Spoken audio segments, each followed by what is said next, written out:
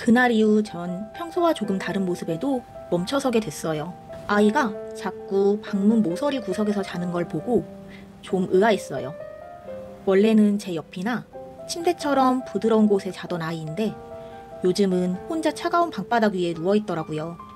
전 그냥 덥나 보다, 답답한가 보다 하며 넘겼는데 결국 병원에서 염증 수치가 올라있다고 하더라고요. 몸에 열이 올라서 그런지 혼자 끙끙 앓고 있었던 거예요. 말 대신 그렇게 자리를 옮기는 것으로 아픔을 보여주고 있었던 거죠. 생각해보면 늘 잠자리 하나에도 이유가 있었는데 저는 너무 많은 걸 그냥 그렇겠지? 하고 넘겨왔더라고요. 그래서 이제는 아이가 머무는 곳, 걷는 방향 하나도 더 조심히 지켜보게 됐어요. 오늘 영상에서는 강아지가 힘들 때 조용히 보내는 간절한 신호 5가지를 알려드릴게요. 그 신호를 알게 되면 저처럼 후회하지 않고 당신은 우리 아이가 가장 약할 때 가장 먼저 손을 내밀어 줄 수 있는 사람이 될 거예요. 예전엔 먼저 달려 나오던 아이가 요즘엔 천천히 걸어 나와요. 강아지가 아플 때 가장 먼저 변하는 건 속도입니다. 좋아하던 산책도 반기던 저의 기가도 어느 순간부터 느려졌다면 몸에 불편함이 생겼을 수도 있어요.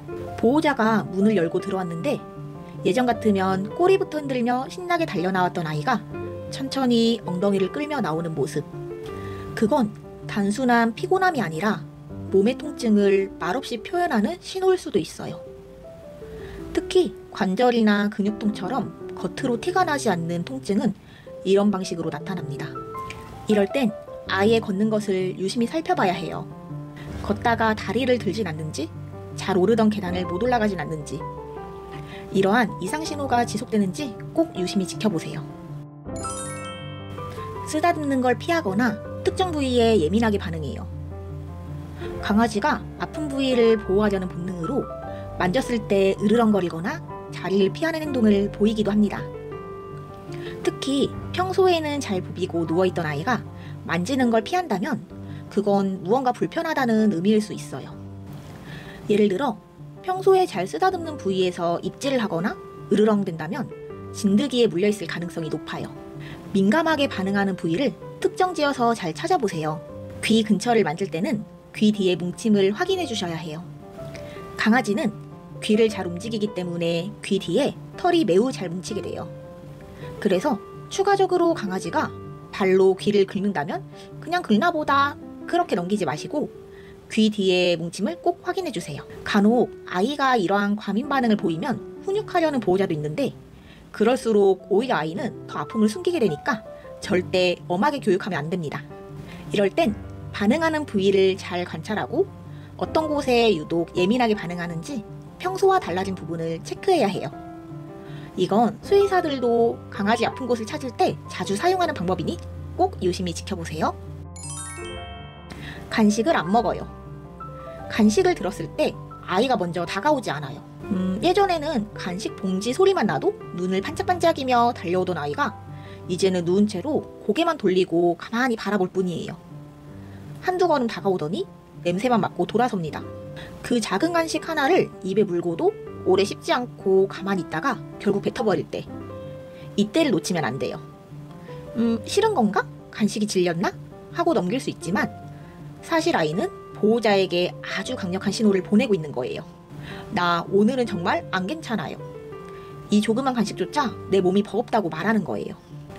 실제로는 너무 먹고 싶은데 몸이 받아주지 않는 상태일 수도 있어요.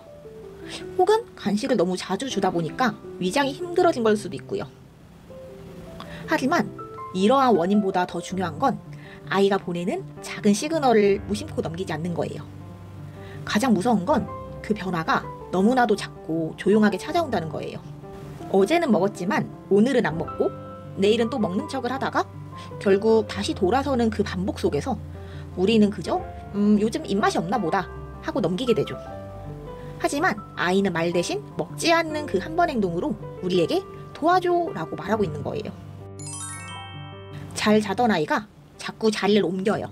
강아지가 자는 자세나 잠버릇이 바뀌는 건 몸 어딘가 불편하다라는 신호일 수도 있어요. 예전엔 배를 보이고 엎드린 채 푹 자던 아이가 요즘에 자주 깨고 자리를 옮기고 앉아있다가 다시 눕는 모습을 반복한다면 꼭 주의 깊게 봐야 해요. 특히 통증이 있을 땐 몸을 최대한 보호하는 방향으로 웅크려서 자거나 한쪽 다리를 피해서 눕는 모습을 보이기도 해요. 아이가 자는 동안 뒤척임이 많아지고 쉽게 깊은 잠에 들지 못하고 주변을 자꾸 살핀다면 단순한 예민함이 아니라 지금 내 몸이 어딘가 불편해요 라는 신호일 수 있는 거예요. 이럴 땐 하루 중에 아이가 자는 시간대의 모습을 잘 관찰해 보세요. 자꾸 몸을 바꾸는 이유가 시원해서 불편해서가 아니라 아파서일 수가 있어요. 산책 중 갑자기 멈춰서거나 앉아버려요. 산책은 대부분의 강아지들이 가장 좋아하는 시간이에요. 그런데 어느 날부턴가 아이가 중간에 걷다 말고 멈춰서서 가만히 있거나 한쪽 다리를 들고 앉아버리는 모습을 보인다면 그건 분명한 이상신호예요. 보호자는 왜 저기서 멈췄지? 가기 싫은가? 라고 가볍게 생각할 수 있지만 사실은 다리에 순간적으로 통증이 왔을 가능성이 커요. 특히 소형견에게 흔한 슬개골 탈구나 근육 무리일 수도 있죠. 걷다가 갑자기 주저앉고 뒷다리를 살짝 들거나 엉덩이를 낮춰 앉는 행동은 대부분 통증을 피하려는 반응이에요. 이럴 때 리드줄을 잡고 억지로 끌거나 왜 안 와? 하고 재촉하면 우리 아이는 그 통증을 참으며 억지로 따라올 수밖에 없어요. 그리고 그게 반복되면 그 통증은 고스란히 관절 손상으로 이어집니다. 산책은 아이가 제일 행복해하는 시간이잖아요. 그런데 갑자기 멈췄다는 건 아이는 지금 걷는 게 고통스럽다는 거예요. 지금 이 다리로 더는 못 걷겠어요 라고 말하고 있는 겁니다. 제가 직접 겪은 슬개골 수술 전후 관리, 의사들은 말해주지 않는 3가지 비밀에 대해 자세하게 다뤘으니까 궁금하신 분들은 고정 댓글을 참고해주세요.